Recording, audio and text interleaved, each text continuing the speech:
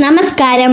ആഭ്യന്തര യുദ്ധത്തിൽ തളർന്ന സിറിയയ്ക്ക് ഇസ്രായേലുമായി യുദ്ധത്തിന് താൽപ്പര്യമില്ലെന്ന് ഹയാത്ത് താഹിർ അൽ-ഷാം നേതാവ് അബു മുഹമ്മദ് അൽ-ജൂലാനി. ഗോലാൻ കുന്നുകളിൽ ഇസ്രായേൽ എല്ലാ സീമകളും ലംഘിച്ചെന്നും അൽ-ജൂലാനി പറഞ്ഞു.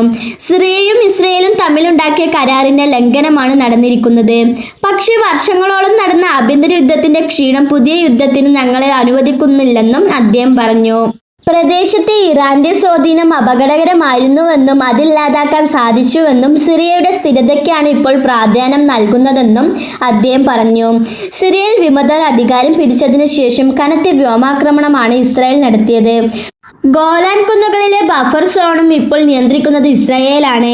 ഗോലാനിലെ ഏറ്റവും ഉയരമുള്ള മലയും ഇസ്രായേലി സൈനികർ പിടിച്ചെടുത്തു പതാക കുത്തി. ഇസ്രായേലിന് ഭീഷണിയാവുന്ന ആയുധങ്ങൾ നശിപ്പിക്കുകയാണ് ചെയ്തതെന്ന് ഇസ്രായേൽ യുദ്ധമന്ത്രി ഇസ്രായേൽ കാറ്റ്സ് പറഞ്ഞു. അതേസമയം ലഡാക്കിയ പ്രദേശത്ത് പഴയ ഭരണാനുകൂലികളെ നേരിടാൻ പുതിയ സർക്കാർ സൈന്യത്തെ അയച്ചു. ലഡാക്കിയ പ്രദേശത്തെ ആയുധ വിമുക്തമാക്കാനാണ് നടപടി. അലവി ഷിയ വിഭാഗങ്ങളുള്ള പ്രദേശമാണിത്. അതിനിടെ സിറിയയിലെ പ്രധാന ആയുധങ്ങളും യുദ്ധസാമഗ്രികളും കൊണ്ട് റഷ്യ പുറത്തുപോയതായി റിപ്പോർട്ടുകൾ പറയുന്നു. ലിബിയയിലേക്കാണ് കാർഗോ വിമാനത്തിൽ ഇവയെല്ലാം കൊണ്ടുപോയിരിക്കുന്നത്. എന്നാൽ ലഡാക്കിയയിലെ മൈമിൻ താവളവും ടാർട്ടസ് താവളവും തുടരാൻ റഷ്യക്ക് ആഗ്രഹമുണ്ട്.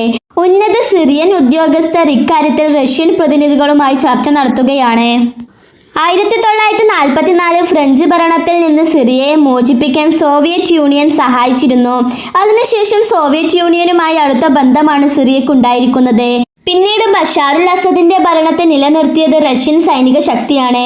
എന്നാൽ ഇത്തവണ വിമതരുടെ മുന്നേറ്റത്തെ തടയാൻ സഹായം തേടിയെങ്കിലും റഷ്യ അതിന് തയ്യാറായില്ല. ന്യൂസ് ഡെസ്ക് മിൻഹ വേൾഡ്.